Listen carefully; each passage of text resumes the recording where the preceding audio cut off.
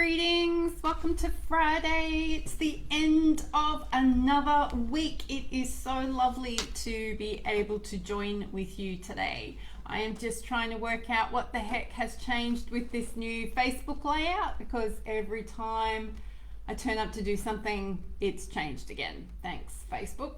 Nothing like being consistent. Anywho, let's not complain about that. Isn't it great to get to the end of another week? I am feeling particularly lucky that I am here at the end of another week. For those of you who are interested in my chemo journey, it's just rough. Last week was really rough, and it's only over the last couple of days that I feel like I've turned a corner and starting to feel a little bit more energetic. Food is starting to taste a little bit more normal. I am enjoying coffee as opposed to just drinking it so I don't get a migraine. Yeah, it's just rough. And hey Jake, hey Sherry. One of the big learnings for me over the last 2 weeks is not understanding the thanks Sherry. I didn't understand the expectations I had of myself. They were unexpressed even to myself. So I don't know if you've ever experienced the effects of unexpressed expectations. I thought that I had really cut back on the expectations I had of myself. I was wrong, and I ended up incredibly disappointed and feeling like a terrible inconvenience. So my poor husband has had to deal with that negative self-talk. So me feeling like an inconvenience means that he gets all of my extra critical thinking and defensiveness, and he's like, I just asked you if you're hungry. And I, of course, internalize that as, I should have made dinner. But I hate food, and food hasn't been pleasant. So anyway, welcome to chemo. I am getting nervous about Friday week. So the 14th of August, I go in for chemo round number 3. I am starting to get a little bit nervous about that, which is apparently common, because you just start to feel okay, not well, but okay, and then you know you've got to put yourself in that seat again and get those needles into you again, and you've got to do this again. But I keep reminding myself why I'm doing this, and holding that really close to me and trusting that all will be okay. So there we go. That's a little bit of an update with me. There are cumulative effects to chemotherapy. So some people are so idiosyncratic. Some people find that they their ability to cope with chemo improves as their chemo goes on. Their functioning improves. It's like, oh, this isn't so bad. This isn't so bad. I'm not having that experience. I'm having the whole crap. I could do this the first time around. Why can't I do it now? Just everybody's different. The chemicals they use are different. There's just so many things. I've got blog post after blog post brewing in my head trying to help people understand this journey of chemotherapy. Hello, Ilsa. Thank you so much for your gorgeous card, by the way. Yes, I love my cup too. Thank you for noticing the cap and the scarf. Neither of these are new. This cap is certainly older than Anthony. I bought this cap as a teenager, which isn't bad because I'm now 48. Haha. It's a sports girl edition, and there is no way on God's earth I shop in sports girl anymore. I actually don't know if sports girl still exists here in Australia. Anywho. Alrighty. Wow, this is a bit of fun. I actually have something really important that I want to talk about today. You see, I have this extra advantage at the moment where I get to watch people's behaviors and get to think about them, because I can't do anything but. And sometimes I'd rather think about these things than ruminate on myself. So I really want to encourage every person who works with people, regardless of whether you call yourself an OT or a physiotherapist or a mental health professional or an osteopath or a coach. If you work with people, I am now calling us to a higher standard.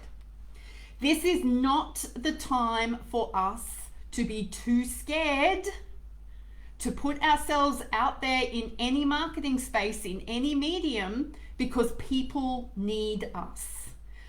All over the world, and I know this because I am getting approached by people pretty much all over the world. I have had inquiries from Japan, Korea, Great Britain, the United States, and some parts of Australia. I am serious. We have got to get over our imposter syndrome, the feeling that we're not good enough. Because if we let that get in the way right now, we are going to stop people from receiving the support that they need to get through this current pandemic. And if you'd like to know something, we have more than one pandemic happening here at the moment, everywhere at the moment. We have the COVID pandemic and we have the mental health pandemic. And if we don't step up and let people know how we can help them, we are going to end up with a pandemic of suicide. Because we are noticing it here in Australia. It's very, very in our face. We are a much smaller population than the United States and Great Britain. And if it's going on here, it will be going on everywhere. So for the love of all things you studied and everything we say that we want to do to serve people, I now call us to get and move beyond our sense of I am not good enough, to move beyond comparing yourself to your peers for fear that you're going to be judged by them. Now is the time that you are out there on any social media platform where your clients hang out, telling them how you can help them, not telling them what's wrong with them, not putting your thoughts in their head, but saying, I get you, I see you, I want to help you. And if you still don't get that this is marketing, and if you still don't get this is helping people making a buying decision, aka selling, could you please reframe it as you're educating? Because I can assure you that people are coming to me going, Joe, can you help me find a mental health this, OT that, psychologist this. They are coming to me because they know me, like me, and trust me. They are not Googling anymore. They want recommendations for people they can trust. That is how freaking vulnerable people are right now. So we have to get over ourselves. So I want to see everybody's videos on Facebook. I want to see them on Instagram. I will not see them on TikTok. I am refusing to do that. There's just only so much social media my poor eyes can handle. If you are going to let your high standards and exacting standards and need for perfection to get in the way, you are stopping people from accessing you. You are stopping people from going, oh, that person gets me. They're saying things in a way that I understand. Please get out of the way so people can access the services they need. They are not going to professional associations. They are not going to the Psychology Today profiles. They are going to people they know, they like, and they trust, and going, I want to work with you. I need your help. So, I am pretty impassioned about this because I know of too many people who are not accessing services because they can't find anybody that they like.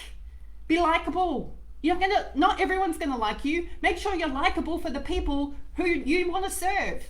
Be likable. Which also means that we've got to be careful about the way we treat each other online. But I've already recorded an episode for next week because I have ranted about that as well. All right. Please, this weekend, can you sit down and come up with 5 topics that you know people need to know about? Even if it is, I see you at home eating. I see you at home with your kids. You guys need to know this stuff. What is it that you know people are turning up with that is making them go, surely there has got to be a better way?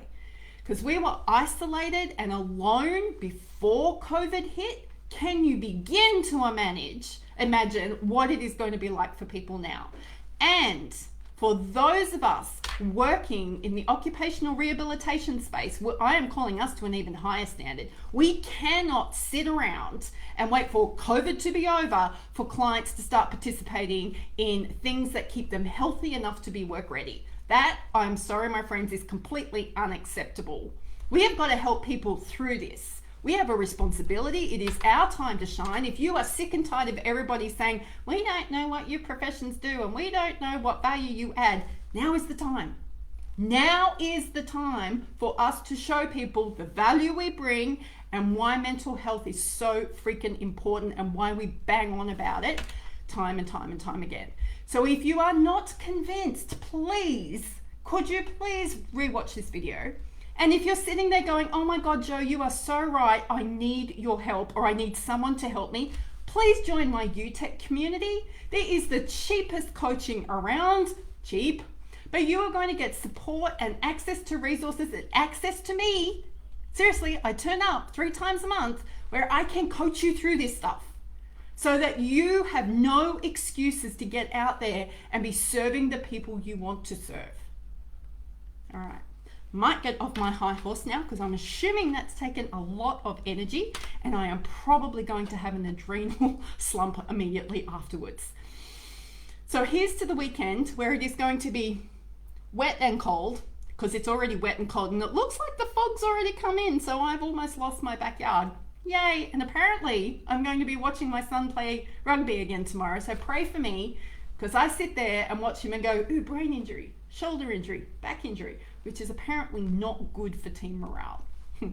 All right, everybody, I am hoping to speak to you next week. If not, you look out for the awesome episodes. I've got some great guest episodes coming up for you next week, and I will put a link to You, the Entrepreneurial Clinician Community below, because you need to be in it. If you are scared of marketing and scared of what you're going to say, we need to get that sorted. Please let me help you.